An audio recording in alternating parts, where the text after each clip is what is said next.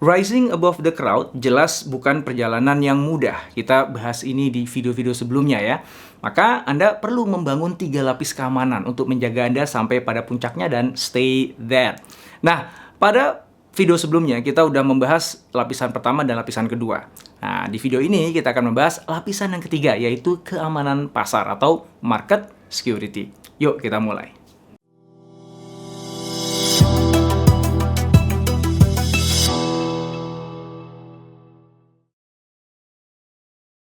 Saat ini Anda sudah memiliki 2 lapisan keamanan untuk menjaga Anda rising above the crowd. Lapisan yang pertama telah memberi Anda kekuatan untuk bisa menembus segala kesulitan yang Anda temukan di perjalanan. Lapisan yang kedua telah memungkinkan Anda untuk mencapai puncak prestasi. Nah, sekarang saatnya bagi Anda untuk membangun lapisan yang ketiga, yaitu keamanan pasar atau market security. Market security itu diperlukan pada saat Anda sudah berhasil meluncurkan produk dengan berani dan indah. Anda juga sudah mengedukasi pasar sehingga Anda berhasil menyeberangi jurang dari mulai memuaskan early adopter sampai dengan penerimaan pasar oleh early majority yang lebih luas.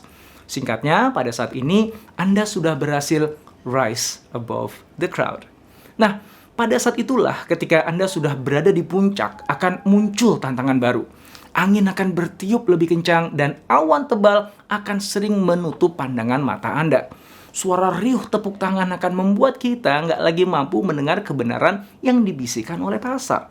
Kita menjadi mulai terlena dan lengah sehingga tanpa sadar mulai tergelincir dan jatuh kembali menjadi bagian dari kerumunan. Ingat ya, di dalam permainan ini nggak ada garis finishnya. Semua pemain akan terus berlari saling mengejar selama pasarnya masih ada. Sedangkan di belakang sudah berjejer para pesaing yang siap mengambil alih pasar Anda. Ingat juga, selera pasar selalu berubah-ubah seperti halnya kebutuhan mereka. Apabila gagal memenuhi celah tersebut, maka pesaing Anda akan merebutnya dengan senang hati. Aetna adalah perusahaan asuransi kelas dunia. Bukan hanya mampu bertahan dari gempuran pesaing, mereka juga terus tumbuh berkembang selama 160 tahun. Mark Bertolini, CEO dari Aetna, mengatakan, tidak ada bisnis yang mampu bertahan lama tanpa menciptakan ulang dirinya sendiri. Dia meneruskan, walaupun model bisnis Anda saat ini digunakan secara luas dan menguntungkan, tidak berarti hal itu akan melayani Anda dengan baik di masa depan.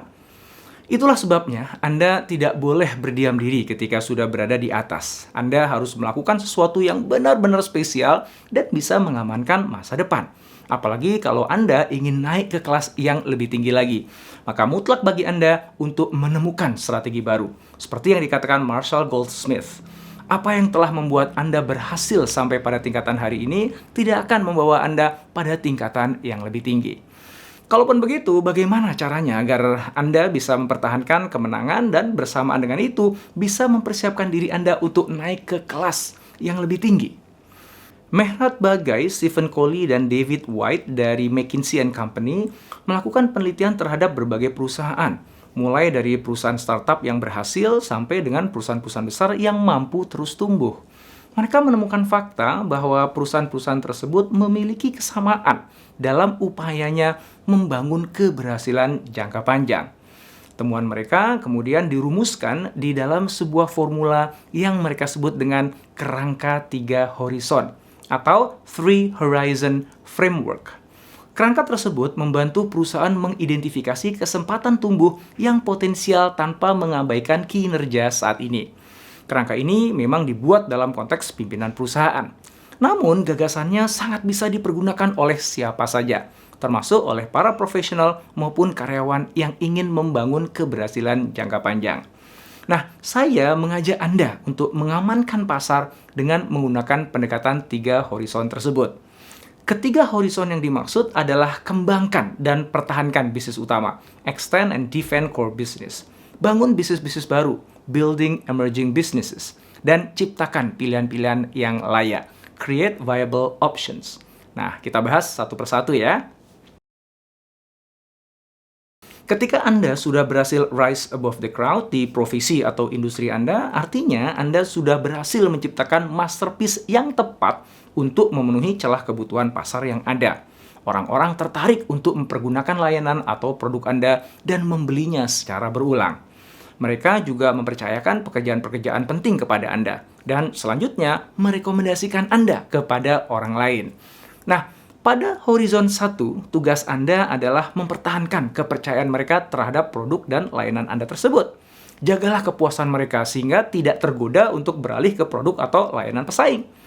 Setelah itu, kembangkan cakupan produk dan layanan Anda agar bisa memuaskan orang lebih banyak lagi. Hal itu jadi sangat penting dilakukan karena produk dan layanan Anda itu kan merupakan sumur, sawah, atau ladang Anda kan? Sebuah mesin uang yang memberikan sumbangan paling besar atas penghasilan Anda. Tanpa mesin itu, Anda akan sulit bergerak dan tidak punya modal untuk tumbuh, sehingga pesaing akan memanfaatkan kondisi itu untuk merangsek masuk dan mencuri pasar Anda. Horizon 1 adalah pijakan untuk horizon berikutnya. Gagal pada horizon 1 akan membuat Anda sulit bermain di horizon 2 dan juga horizon 3. Jadi, apa saja sih yang harus Anda lakukan? Patrick Figueri, Sven Smith, dan Mehrdad Bagay dalam bukunya Granularity of Growth memberikan panduan terkait apa saja sih yang Anda bisa lakukan di masing-masing horizon. Nah, pada horizon 1, Anda bisa melakukan 3 hal berikut ini. Yang pertama, geser alokasi sumber daya yang Anda miliki ke wilayah yang memiliki peluang paling besar untuk tumbuh. Kedua, tingkatkan kualitas produk dan layanan Anda, kemudian promosikan secara agresif. Ketiga, bagi Anda yang memiliki lebih dari satu bisnis atau peran, jual atau alih dayakan bahkan buang bisnis atau peran yang pertumbuhannya lambat. Apalagi kalau dari semua itu ada yang menghambat. Sementara itu, ambillah bisnis atau peran yang bisa mengakselerasi bisnis utama Anda. Kalau ketiga hal tersebut sudah dilakukan, niscaya posisi Anda di puncak akan aman dari serangan para pesaing. Apabila di horizon 1, Anda fokus untuk memastikan bahwa mesin uang utama Anda mampu bekerja dengan baik dan terus berkembang, maka pada horizon kedua, Anda didorong untuk membangun mesin uang berikutnya. Pasar bisa berubah sewaktu-waktu dan teknologi baru bisa tercipta kapan saja. Nah, kedua hal itu dalam waktu singkat bisa langsung memusnahkan bisnis Anda. Jika Anda karyawan, restrukturisasi organisasi itu bisa meluluhlantahkan posisi tawar Anda kan? Nah, jika Anda profesional, sewaktu-waktu bisa jadi datang pemain baru yang lebih murah, yang lebih punya koneksi, bahkan bisa jadi lebih mutakhir dari Anda. Maka di horizon 2, saatnya bagi Anda untuk membangun bisnis-bisnis baru. Bisnis di sini bisa juga diartikan sebagai produk atau layanan Anda ya. Pada 1 atau 2 tahun awal perjalanan bisnis baru itu, kemungkinan Anda memang belum bisa melihat hasilnya. Walaupun pada saatnya nanti bisa menjadi mesin uang utama. Membangun bisnis, produk, atau layanan baru itu harus dilakukan sebelum mesin uang Anda yang ada pada saat ini mencapai titik jenuhnya. Pada saat Anda bermain di horizon 1 dan berhasil mendongkrak bisnis utama menjadi lebih baik, nah itulah saat atau waktu yang paling tepat bagi Anda untuk berinvestasi membangun bisnis baru. Bersama dengan itu, jangan Anda tinggalkan bisnis utama Anda. Tetap alokasikan sumber daya terbanyak untuk memperkuat bisnis utama Anda di horizon 1 hingga pasarnya sudah benar-benar habis. Berikut ini adalah 3 hal yang bisa Anda lakukan untuk mulai membangun bisnis baru. Pertama, berinvestasilah pada pasar yang saat ini belum dilayani. Buka jalan untuk mesin uang Anda berikutnya. Kedua, jalin kerjasama dengan pihak atau perusahaan lain yang bisa membantu Anda masuk ke dalam pasar potensial.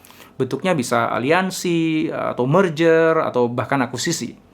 Ketiga, tambah layanan baru dari produk atau layanan utama Anda dan salurkan ke pasar yang baru dengan mode delivery yang juga baru. Pada saat bisnis baru sudah menjadi mesin uang yang Anda bisa andalkan, ya. Nah, pada saat itulah bisnis utama di horizon 1 sudah mulai mendekati titik jenuhnya. Maka tiba waktunya untuk merealokasi sumber daya Anda ke bisnis baru tersebut. Pada saat itulah horizon 2 berubah jadi horizon 1. Sehingga dengan demikian, bisnis dan posisi Anda di pasar akan tetap terus terjaga secara berkesinambungan. Horizon 1 dan horizon 2 yang tergarap dengan baik akan mendudukkan Anda pada posisi yang cukup aman saat ini.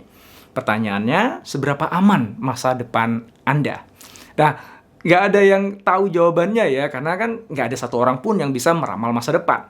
Teknologi apa yang nantinya akan tercipta sehingga bisa membuat produk atau layanan kita itu menjadi usang?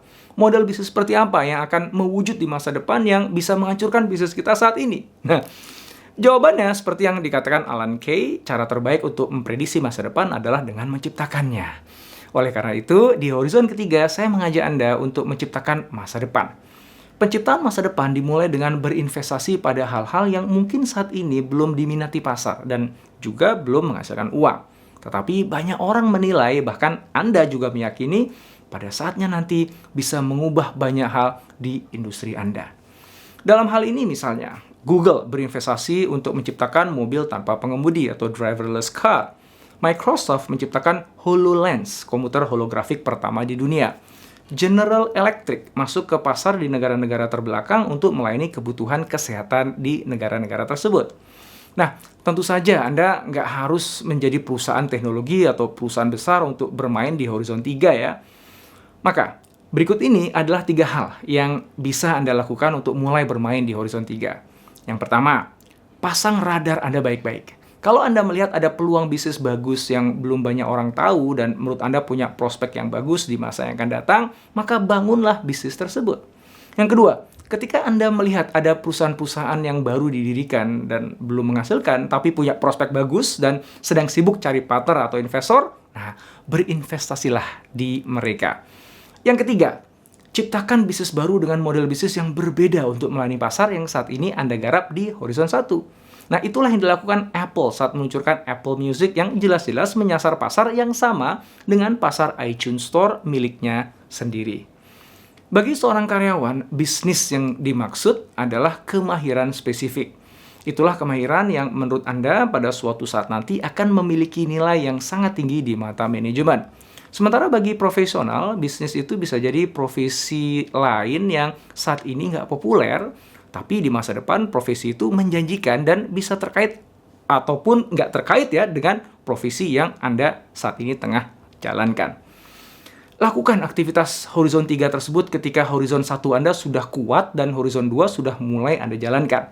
Alokasikan sumber daya Anda secukupnya saja untuk horizon 3 ini dan jangan sampai mengganggu horizon 1 atau 2. Lakukan investasi kecil namun dalam jumlah yang banyak dan tersebar.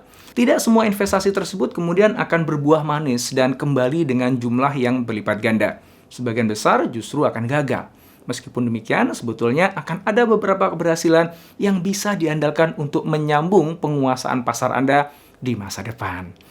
Begitu Anda menemukannya, maka tambahkan nilai investasi Anda secara bertahap. Apa sih untungnya bermain di horizon 3? Nah, nggak ada sih keuntungan finansial yang Anda bisa nikmati untuk jangka waktu yang lama. Nah, Anda justru akan banyak mengeluarkan uang. Akan tetapi, ketika suatu saat nanti, teknologi, model bisnis, kemahiran, atau profesi tersebut menjadi mainstream, nah, Anda sudah berhasil mencuri start untuk bisa berada di paling depan di antara semua pemain lainnya. Selain itu, Anda juga sudah punya pijakan pasar yang kuat dan pengalaman yang dibutuhkan. Dengan begitu, Anda akan bisa berlari dengan sangat cepat mendahului yang lain. Nantinya, Anda akan jadi penguasa instan di pasar yang baru terbentuk tersebut. Demikianlah tadi 3 wujud keamanan pasar yang bisa membantu Anda untuk tetap berada di puncak tertinggi dan menikmati kehidupan terbaik Anda secara berkelanjutan. Dengan begitu, Anda sudah lengkap memahami ketiga lapisan pengaman yang Anda butuhkan untuk rise and stay above the crowd.